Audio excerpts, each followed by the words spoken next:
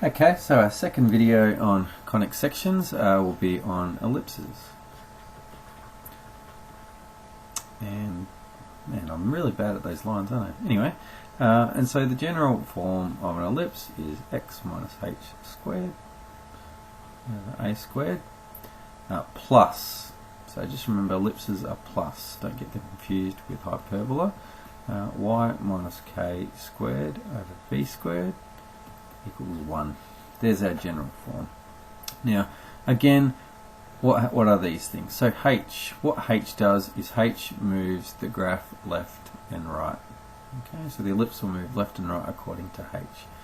What does k do? K moves it up and down. It's always the same. These are just translations of the ellipse, left and right and up and down.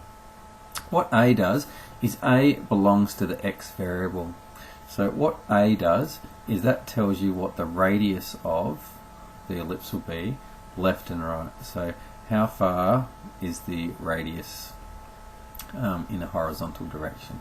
And b tells you what is the radius up and down. So it stretches it basically up and down. So b belongs to y. So that will tell you what the ellipse will look like. Okay, so we'll just do, we'll look at Desmos first. So looking at there, here we go, there's our general equation, and let's just look at what each thing does. So let's just start with h and k. What does h do? Well, it translates in the x direction. In other words, it moves it left and right. And it looks like a circle at the moment because a and b are equal. K, what does k do? It moves it up and down. Okay, this is good, this is what we expect. Now let's have a look at a. What does a do? A belongs to the x variable here. It stretches the x variable. So if we increase a, it increases the horizontal radius. You can see that there. The horizontal radius is growing. So when that comes back down, it gets back down to there, and then it gets skinny. It shrinks in the horizontal direction.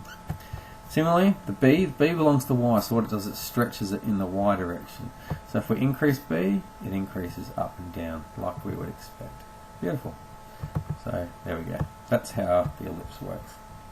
Back to an example. Let's have a look at an example.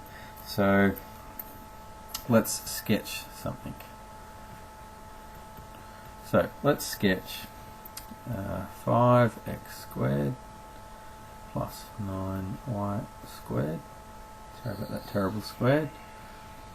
Plus 20x minus 18y minus 16 equals 0.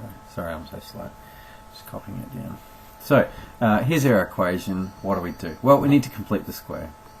How do we complete the square? Well, we've got an x term there, we've got an x term there, so we need to use those, combine them, complete the square to find our x translations and dilations. And then also with our y squared and our y term, and we'll have numbers left over which we'll shove onto the other side. So let's do this. Firstly, let's put our x's together. So we've got 5x squared plus 20x. So there's our x's. Put our y's together. 9y squared minus 18y, and we've just got negative 16 equals 0. Good.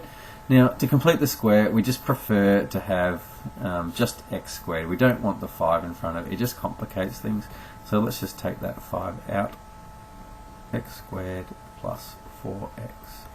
Fantastic. And now I'm just going to leave a little gap here because we want to complete the square. We want to put that in there. I'll keep going up here for now. So plus 9. And in here we'll have y squared, and we're taking 9 out of that, so if we take 9 out of that we get negative 2y. And we'll again leave that, and we'll have our negative 16.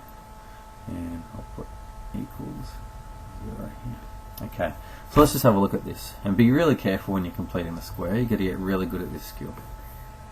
X squared plus 4x. What's half of 4? It's 2. What's 2 squared? It's 4. So we need to add 4, and that makes our perfect square.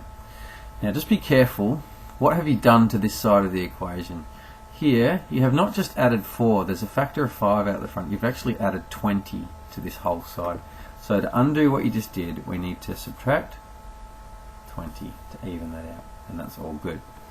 Let's have a look at this side here. We've got y squared minus 2r. What do we need to add to make a perfect square? Negative 2 divided by 2 is negative 1. Negative 1 squared is positive 1, so plus 1. What have you added to this side of the equation? Well, you've added this 1, but it's 9 times 1. 9 times 1 is 9, so you need to subtract 9. And everything is hunky-dory. We haven't done anything now. We've kept the equation as we should. Okay, now let's just have a look at what we've got. We've got 5. What have we got in here? We've got x plus 2 squared. That's what this is, x plus 2 squared. Plus 9. What have we got here?